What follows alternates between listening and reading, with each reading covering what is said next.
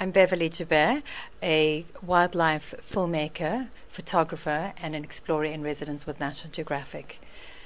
What I tend to do is to try and capture an image that gives you the complete atmosphere, so it actually tells a whole story. It's not just a quick portrait, of the animal. It's pretty much creating what I'm feeling out there more than what I'm seeing.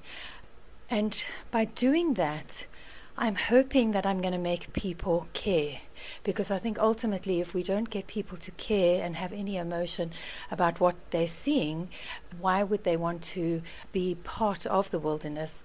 And only by being part of the wilderness would you want to care about the environment and take responsibility. And that's really what I try and do with all the photographs that I do take.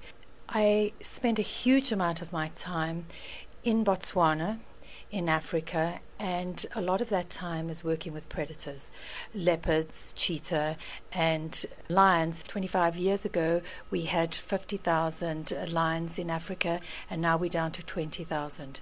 It's alarming.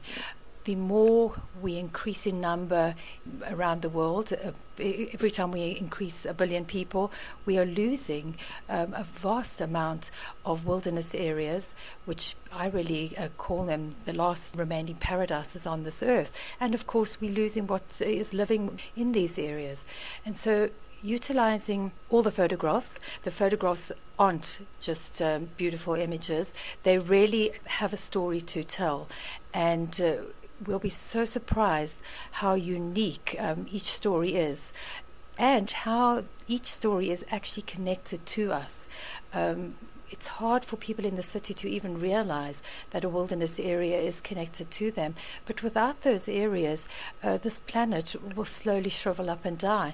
If you look at it in a spiritual way, our soul is coming from these areas. But if you look at it in the way of how it's feeding our planet, we desperately need oxygen. So we need wilderness areas.